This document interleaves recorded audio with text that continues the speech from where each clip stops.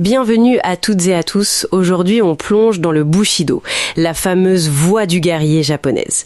On a un article assez détaillé sous la main et l'idée, c'est de décortiquer un peu ce code des samouraïs. D'où ça vient, comment ça a évolué et pourquoi ça nous fascine encore autant aujourd'hui. Alors, on y va. Pour commencer, les origines. C'est bien plus ancien que l'époque Edo où on le formalise souvent. En fait, dès la période Heian, genre 9e siècle, on voit cette classe de guerriers, les samouraïs, émerger. Au début, c'était surtout des gardes, non ? Pour protéger les terres des nobles. C'est ça, des protecteurs. Mais leur rôle va vite grandir, devenir militaire, politique. Et avec les conflits, comme les guerres Genpei, vers la fin du XIIe siècle, il devient clair qu'il faut un code. Un truc strict, basé sur la discipline, l'honneur et surtout la loyauté. La loyauté au seigneur, au daimyo. Exactement. Et l'arrivée du shogunat de Kamakura, juste après, ça va vraiment consolider leur pouvoir et ce besoin de règles. D'accord. Mais ce code, il ne sort pas de nulle part, j'imagine. Il y a des influences. Ah bah oui, tout à fait. C'est un mélange en fait. Plusieurs courants importants. Le bouddhisme zen, par exemple. Ça a été crucial. Pour la maîtrise de soi, le calme face au danger, à la mort même, via la méditation, le zazen, et cette idée d'omujo, l'impermanence des choses. Accepter que tout change, quoi. Le détachement serein. Et à part le zen? Alors il y a eu aussi le confucianisme, venu de Chine. Lui, il a apporté toute la structure sociale. La loyauté, bien sûr, mais aussi le respect de la hiérarchie, l'éthique familiale, les relations sociales. D'accord, le cadre moral en quelque sorte. Makoto, la sincérité, être vrai, et le gi, la rectitude, l'action juste.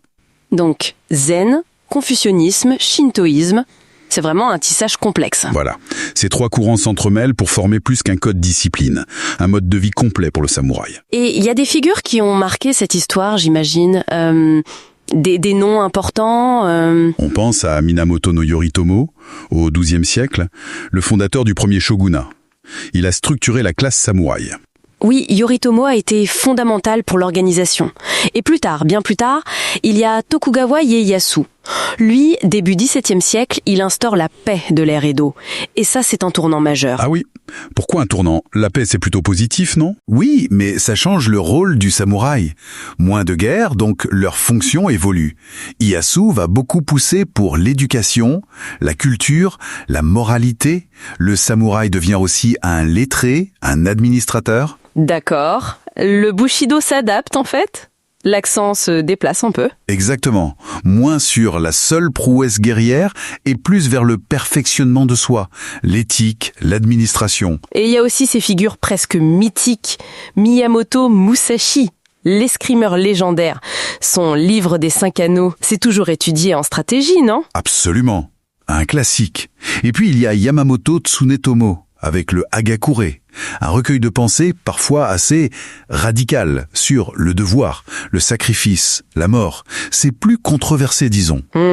Et beaucoup plus tard, celui qui a fait connaître le mot Bushido en Occident, Nitobe Inazo. Oui, fin 19e, début 20e, son livre Bushido, The Soul of Japan, a eu un impact énorme. Mais attention, c'était déjà une vision un peu idéalisée, voire romancée, adaptée pour un public occidental. D'accord. Ce qui nous amène à l'évolution du concept lui-même.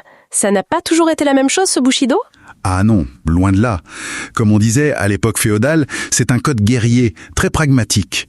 Loyauté, honneur au combat, courage. Sous les Tokugawa, avec la paix, ça devient plus une éthique de fonctionnaire modèle, de gentilhomme cultivé. Et après ?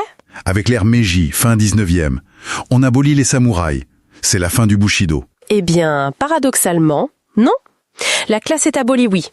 Mais l'État japonais moderne va récupérer l'idée, le concept de Bushido, et le réinterpréter, pour en faire un outil nationaliste. La loyauté change de cible.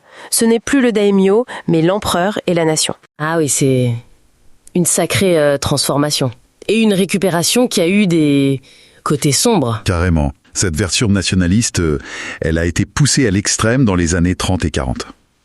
Le militarisme japonais s'en est servi pour justifier le sacrifice ultime, l'obéissance aveugle à l'État. Donc après la guerre, en 45, le mot devait être assez chargé. Très chargé, oui.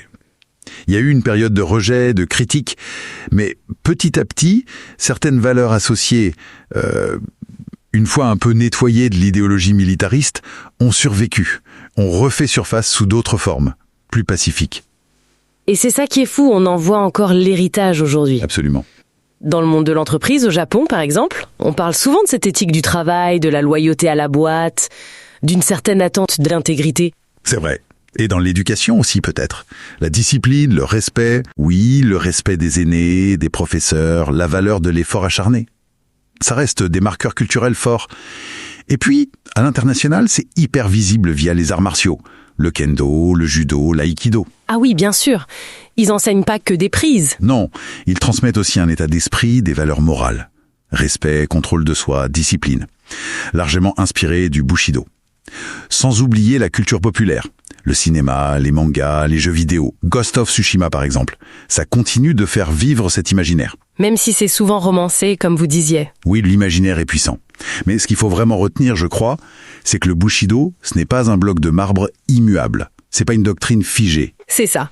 C'est quelque chose qui a évolué. C'est devenu une éthique pour fonctionnaires, puis une idéologie nationaliste. Et aujourd'hui, c'est plutôt un ensemble diffus de principes culturels. L'honneur, la discipline, la responsabilité. Son influence est là, mais différemment. C'est vraiment passionnant de voir cette plasticité. Une dernière petite réflexion qui me vient. Le Bushido mettait l'accent sur l'honneur, la droiture, dans des interactions très physiques, très directes de l'époque féodale. Comment est-ce que ces principes pourraient ou même devraient s'appliquer dans notre monde actuel, si différent, si numérique, souvent anonyme ? C'est une question intéressante à laisser en suspens, je trouve. Excellente question pour la route, en effet. De quoi méditer.